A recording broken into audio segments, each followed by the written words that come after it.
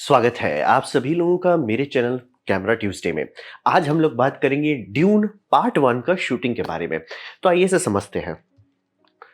तो मैं ऐसे 3 पिक्चर कवर कर चुका हूँ, तो ये पिक्चर को भी मैं कवर करना चाहता हूँ क्योंकि काफ़ी बड़ा मास्टरपीस ये पिक्चर बन गया हमारे सामने।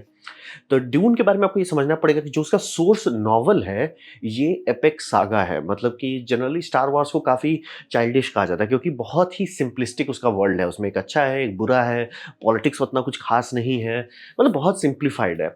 ये जब बनाया गया, जो कि ये स्टार वॉर्स से पहले का है, तो इसमें जो स्टोरीज़ हैं, जो मतलब एसेंस है, वो बहुत बड़ा है, बहुत कॉम्प्लेक्स है। तो ये एपिक सागा बुक्स में है। अब प्रॉब्लम है कि इसको जितनी बार कोशिश किया गया है किताब से मतलब पिक्चर में डालने का, रिजल्ट हल्का ही रहा। मतलब समझिए ये स्टार वॉर्स से पहले है, लेकिन स्टार वॉर्स के आसपास का भी इसका रिकॉग्निशन नहीं हुआ पिक्चर में। बुक्स में है, अभी भी बुक पब्लिश होता है इसका। तो ये समझना बहुत ज़रूरी है। जो मतलब इसमें किताब में जो एसेंस है, जो स्टोरी है, वो कभी कोई स्क्रीन पर ट्रांसलेट नहीं कर पाया। तो वही समझिए इसका जो ग्रैंडयर है वो कभी आया ही नहीं। ड्यून पिक्चर बनाई गई थी 1984 में, ये वाला जो था वो भी हल्का ही निकला। और ड्यून टीवी बनाया गया, टीवी शो पे लाया गया, जिसमें मतलब 3 मिनी सीरीज़ बनाई गई थी, वो 2000 में किया गया था, वो भी काफ़ी हल्का रहा। तो ये समझना बहुत ज़रूरी है कि कोशिश कई बार की गई है क्योंकि ये एसेंस जो है, मटेरियल जो है वो बहुत बढ़िया है, लेकिन मटेरियल को किसी ने अभी तक पिक्चर में डाला ही नहीं। तो डेनिस विल्नियोव जो है, ये इन्होंने उठाया स्टोरी और ये उनका फेवरेट स्टोरी है। मतलब कि चाइल्डहुड से उनको पसंद है ये स्टोरी। तो उसमें बहुत मेहनत डाले और ये फाइनली डून को उस नज़रिए से, उस रिस्पेक्ट के साथ स्क्रीन पे उतारा जा रहा है जहाँ पे लग रहा है कि ओके, डून की बात हो रही है। तो इसीलिए इसके बारे में डिस्कशन कर रहे हैं। तो यहाँ पे मैं पार्ट 1 पे फोकस कर रहा हूँ। अगर आप लोग का इंटरेस्ट रहा तो पार्ट 2 भी कर दूंगा। तो पार्ट 1 पे इन्होंने सबसे पहला रूल लगाया कि आजकल के टाइम में आप लोग देखते होंगे बहुत सारा पिक्चर सिर्फ हुलुलुलु लगता है। कारण क्या है? जनरली आप सीजीआई में काफ़ी चीज़ कर सकते हैं, तो सीजीआई में ही सब चीज़ करने लग जाते हैं। ये ऐसा सही टूल नहीं है, मतलब right tool for the right job नहीं है।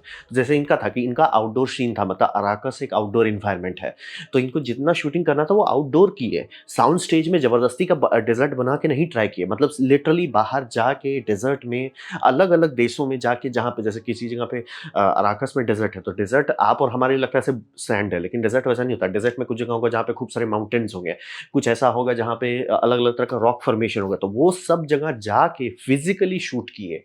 तो इससे मतलब इनको काफ़ी समस्या झेलना पड़ा शूटिंग शेड्यूल में। क्यों? डेजर्ट में आप जा रहे हो, वो भी जून जुलाई में, भूंज जाओगे अगर दोपहर में शूट किए तो प्रॉब्लम ये था कि वो सारी शूटिंग अर्ली मॉर्निंग और लेट इवनिंग में करना रहा, तभी वो लोग कर पाते, नहीं तो सबको हीट स्ट्रोक हो जाता। तो उतना तिगड़म किए तो रिजल्ट क्या है? रिजल्ट आया कि जैसे ही डून 1 पिक्चर आया थिएटर में, लोगों को लगा कि आप कुछ दूसरी जगह पे गए। क्यों? क्योंकि एफर्ट डाला गया था। तो जितना इनका सीन था कि जो आउटडोर है, सारे आउटडोर शूट किए गए। आउटडोर का सीन है मतलब आउटडोर में शूट करना है, नौटंकी नहीं, साउंड स्टेज नहीं, हुलुलुलु नहीं। आउटडोर मतलब आउटडोर। तो ये तुरंत आपका पिक्चर को रियल कर दिया ये। और ये पिक्चर बनाने टाइम एसेंस ऐसा लिया था, ये डॉक्यूमेंट्री शूटिंग हो रही है, ना कि पिक्चर नहीं है। डॉक्यूमेंट्री मतलब कुछ हो रहा है जिसे आप और हम देख रहे हैं। डॉक्यूमेंट्री वैसे ही बनाई जाती है, इसीलिए उसमें ज़्यादा तड़क भड़क एडिटिंग नहीं डाली जाती। कारण वही है कि ये हो रहा है, ये रियल है, इसको बस आप देख रहे हो। तो ये पिक्चर में वही लॉजिक डाला गया था।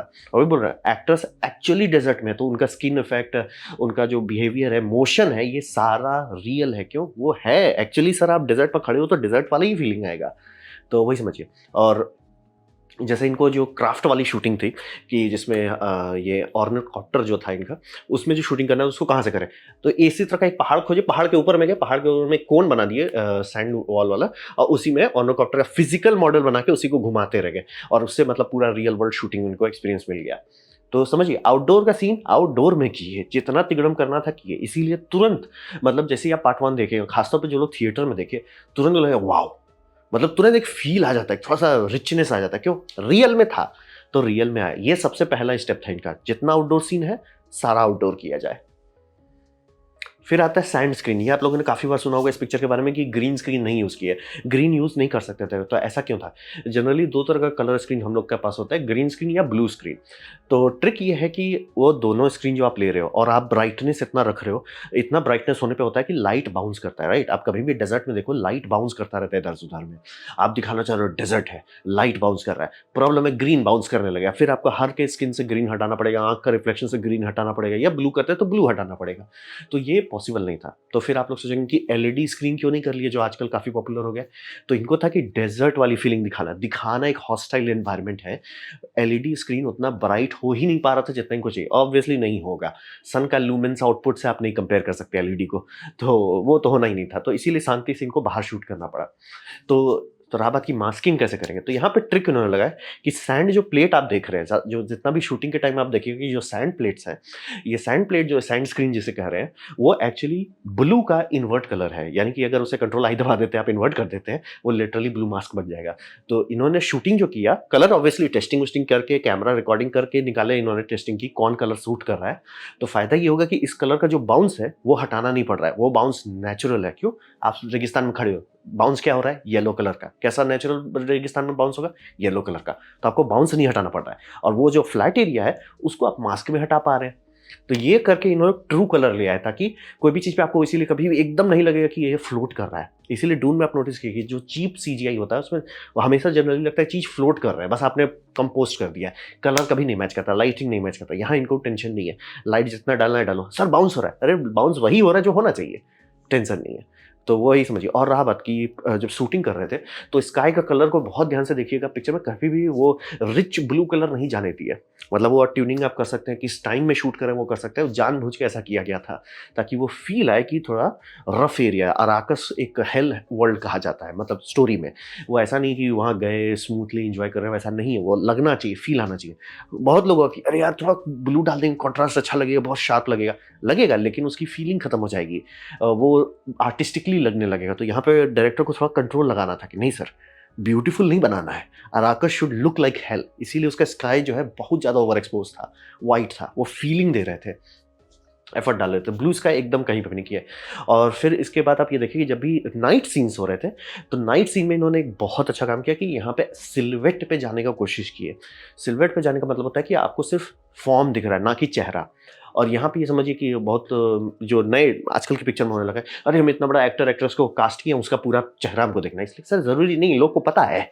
वहाँ पे अब जैसे कभी भी एक्सप्लोजन होता है, एक्सप्लोजन में अगर आप कैरेक्टर देख रहे हैं और एक्सप्लोजन दिख रहा है, तो आपका दिमाग तुरंत बोलेगा ये तो सीजी है। बोलेगा ऐसा क्यों?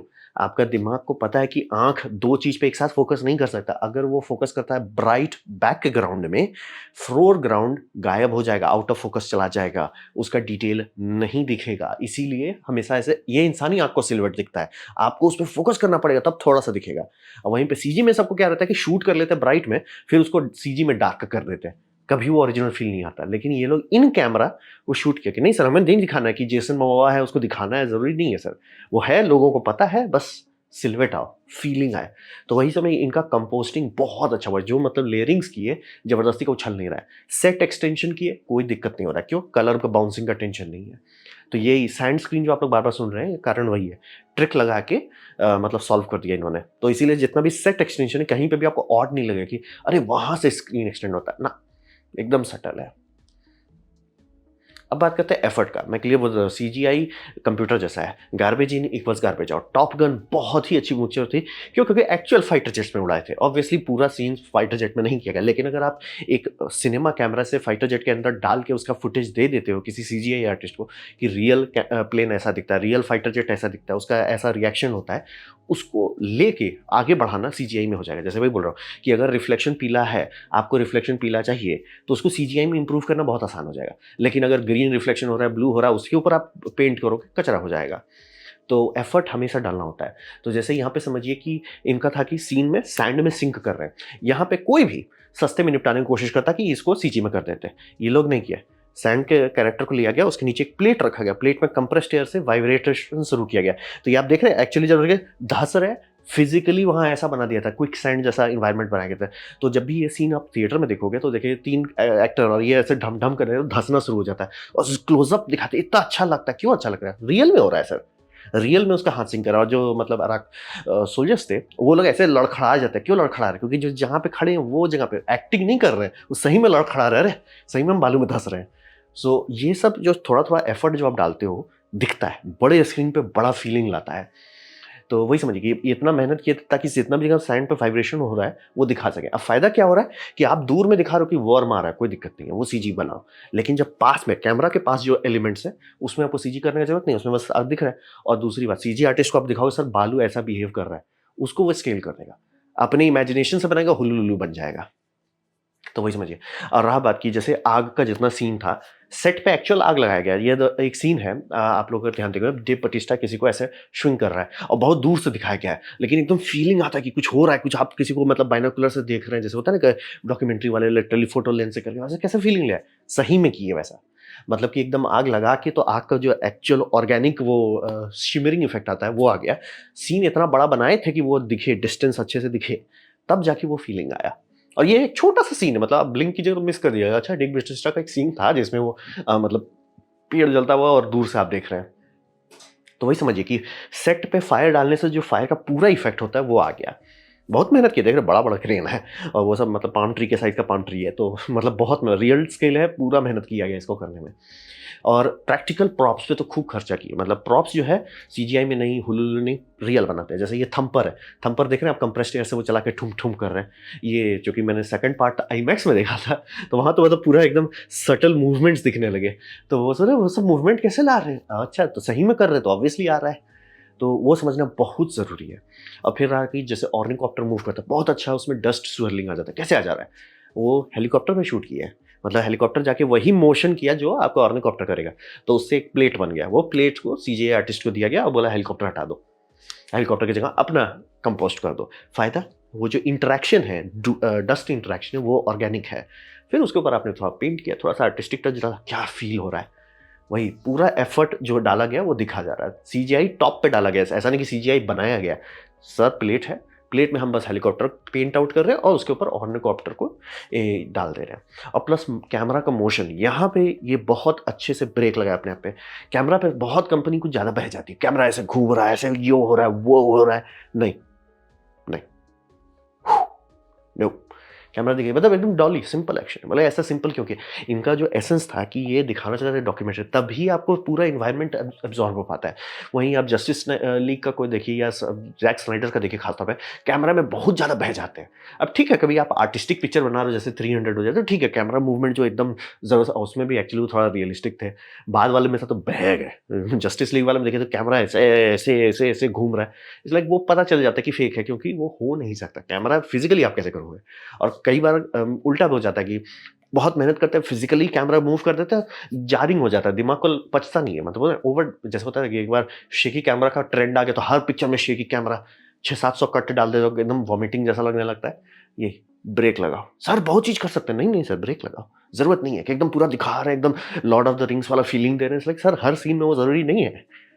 तो ये एफर्ट जो इन्होंने डाला प्रॉप्स बनाने का, इतना बड़ा बड़ा सेट बनाने का, ये एक्चुअल क्विक सैंड बनाने का, यही के कारण डून 1 इतना बड़ा इफेक्ट बन गया कि डून 2 का प्रोडक्शन चालू किया गया। बोले डून बहुत गंदा उसका रेपुटेशन है, क्योंकि बुक्स बहुत बढ़िया है, कोई भी ढंग से इससे नहीं बना। बोल चुका 3 मिनी सीरीज बनी है, तीनों पिटी है, पिटी भी नहीं मतलब बहुत ठंडा रहा।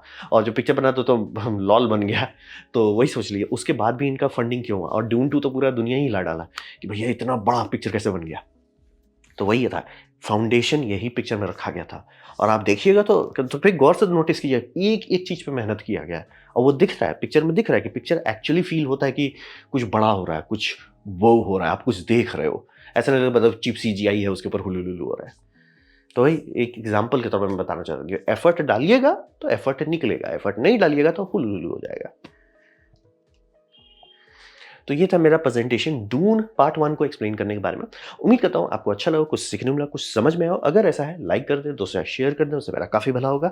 नहीं अच्छा लगा, नहीं पसंद है, कोई बात नहीं, आप डिसलाइक दबा सकते हैं। आप डिसलाइक 2 बार दबाएं, उससे मुझे पता चलेगा कितना ना पसंद हुआ है। मैं आपसे कहूँगा कि कॉमेंट लिखें, मैं हर कमेंट को पढ़ने की कोशिश करता हूँ।